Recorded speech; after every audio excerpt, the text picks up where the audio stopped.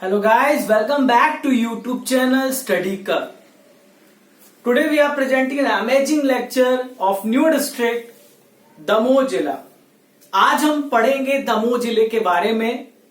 सागर संभाग का ये दूसरा जिला है दोस्तों। इससे पहले आपने सागर जिले के बारे में स्टडी कर लिया है और यदि आपने इन वीडियोस को नहीं देखा तो एक प्लेलिस्ट बनी है, वहां जाइए और एमपीजी के हिंदी और इंग्लिश दोनों मीडियम में हमारे वीडियोस को देखिए ताकि आपकी तैयारी और मजबूत हो सके।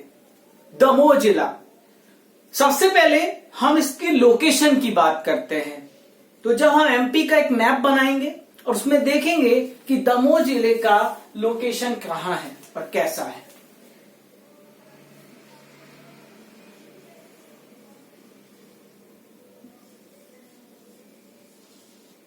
दमोह जिला एमपी के मैप में यहां पर है और इसके चारों ओर 6 जिले हैं मध्य प्रदेश के।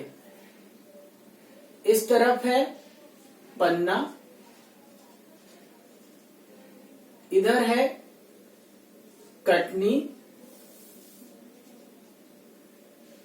इधर है जबलपुर, इधर है नरसिंहपुर,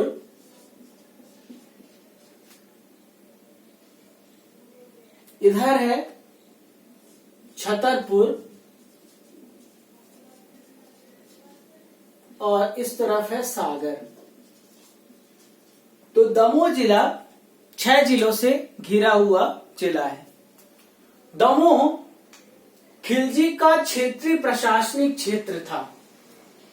तो ये खिलजी के प्रशासनिक क्षेत्र में आता था।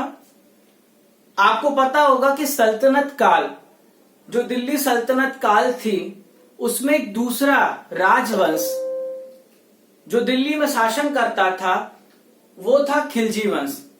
और खिलजी वंश की स्थापना किसने की थी दोस्तों? जलालुद्दीन खिलजी ने।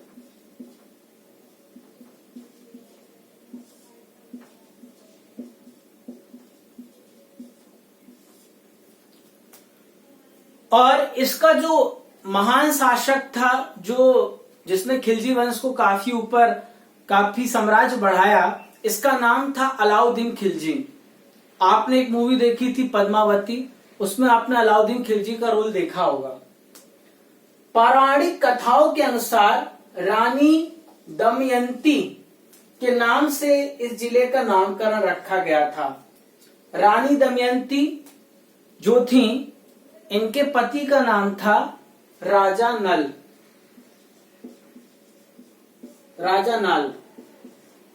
इनकी पत्नी का नाम था रानी दमयंती। इन्हीं के नाम पर दमोह जिले का नामकरण किया गया है। दोस्तों, दमोह में 7 तहसीलें हैं। पहली तहसील का नाम है दमोह, दूसरी है पथरिया, तीसरी है तेंदुखेड़ा, चौथी है हटा, 5वीं है बटियागढ़, 6वीं है जबेरा, 7वीं है पटेरा। डायमंड सीमेंट का कारखाना दमोह में है। डायमंड और सीमेंट का कारखाना दोनों का जो कारखाना है दमोह में है। आपको पता होगा कि डायमंड कार्बन से बना हुआ एक आपका अधातु है, लेकिन ये कंडक्ट भी करता है। ये मेटल का भी काम करता है, कंडक्टिविटी भी बहुत ज्यादा होती है डायमंड की। पीतल के बर्तन बनाने के लिए प्रसिद्ध है दमोह जिला। तो पीतल का जो बर्तन होता है, ये 2 चीजों से मिलकर बनता है पीतल का बर्तन। पहला है जिंक और दूसरा है कॉपर। ठीक है, जस्ता और तांबे को मिला करके पीतल बनता है। पीतल का अर्थ होता है पीला धातु, पीला ऑब्जेक्ट। मध्य प्रदेश में सर्वाधिक बाल श्रमिक दमोह जिले में है। देखिए दोस्तों, बाल श्रमिक एक गैर कानूनी आदतन अपराध है। बाल श्रमिक को रोकने के लिए 1986 में कानून पारित किया गया था। जो भी व्यक्ति बालकों को अपने यहां काम पर रखता है जिनकी उम्र 14 वर्ष से कम है, तो उन्हें 6 महीने मिनिमम और 2 साल तक की सजा हो सकती है। इसके साथ साथ आर्थिक दंड भी है जो 20,000 से लेके 40,000 रुपए तक का हो सकता है। तो आपको पता होगा कि भारत के संविधान अनुच्छेद 23 और 24 में इसमें साफ साफ लिखा हुआ है कि जो बाल श्रम है उसको रोकना है। चंदेलों की राजधानी नोहटा दमोह है। चंदेल वंश जो कि बुंदेलखंड में उनका शासन था, साथ ही साथ यूपी में शासन था। चंदेल वंश की जो स्थापना की थी राजा नन्नुक ने की थी। जैनियों का प्रसिद्ध तीर्थ स्थल कुंडलपुर है। तो यहाँ पे जो कुंडलपुर है, यहाँ एक विशाल प्रतिमा है और ये प्रतिमा है ऋषभ देव की। सर्वाधिक पान के बाग आपको दमोह जिले में मिलेंगे। यहाँ 2 नदियां हैं। पहली नदी का नाम है सुनार और दूसरी नदी का नाम है ब्योरम। हटा का किला सर्वाधिक पुराना किला है। ऐसा माना जाता है दोस्तों कि हटा का किला, इसके नीचे एक सुरंग थी जहां से रानी दुर्गावती अपने महल की ओर जाया करती थी। तो ये सुरंग रक्षात्मक रूप से बनाया गया था। महात्मा गांधी ने 1933 में दमोह की यात्रा की थी दोस्तों। तो 1933 में जब क्रांति हमारे भारत में चल रही थी, स्वतंत्रता की क्रांति चल रही थी, तो महात्मा गांधी ने दमोह जिले आए वो, और उन्होंने गुरुद्वारा का उद्घाटन किया, गुरुद्वारा की स्थापना की थी जो आज भी मौजूद है। गुलाबों से युक्त झील सिंहगढ़ में है। यहां पर जागेश्वर प्राचीन शिव मंदिर है जो कि बांदकपुर में है।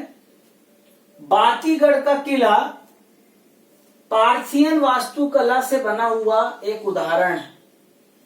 यहां रानी दुर्गावती अभ्यारण्य है। रानी दुर्गावती, इनके जो पति का नाम था दलपत शाह था, उनकी मृत्यु हो गई थी। तो रानी दुर्गावती ने सारा जो जिम्मा है अपने हाथों ले लिया था और अपने पुत्र को बिठाकर संरक्षक के रूप में ये कार्य करना शुरू की थी। और ये भारतीय वीरांगना भी हैं। अमानपुर दमोह का क्या है? औद्योगिक केंद्र है। जटाशंकर महादेव मंदिर दमोह में है। नोहलेश्वर मंदिर नोहटा, जो कि कलचुरी स्थापत्य का उदाहरण है। कलचुरी वंश, इसके संस्थापक कौन थे? कुक्कल प्रथम। निदान कुंड जलप्रपात दमोह में है। सलैया व बटियागढ़ में तुगलक व खिलजी शासकों का अभिलेख मिलता है। तुगलक वंश की स्थापना किसने की थी? मैंने खिलजी वंश तो आपको बता दिया कि खिलजी वंश की स्थापना जलालुद्दीन खिलजी ने की थी और तुगलक वंश की स्थापना गयासुद्दीन तुगलक ने की थी। और खिलजी वंश 1290 से लेकर 1320 तक चला है और ये तुगलक वंश 1320 से 1351 तक। शासकों का अभिलेख यहां पर है। कुछ दर्शनीय स्थलों के नाम आपको मैं बता देता हूं। सिंगोरगढ़ का किला, नोहटा महोत्सव, हर साल यहाँ पे नृत्य गायन ये सारी प्रतियोगिताएं होती हैं। प्राचीन चंडी मंदिर जो हटा में है। पुरातत्व संग्रहालय जो संग्रामपुर में है।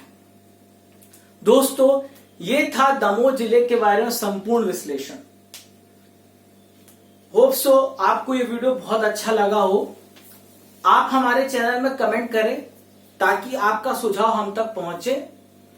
हमारे अन्य सोशल प्लेटफॉर्म से जुड़ने के लिए जो डिस्क्रिप्शन बॉक्स में लिंक दी गई है आप उनसे जुड़ सकते हैं।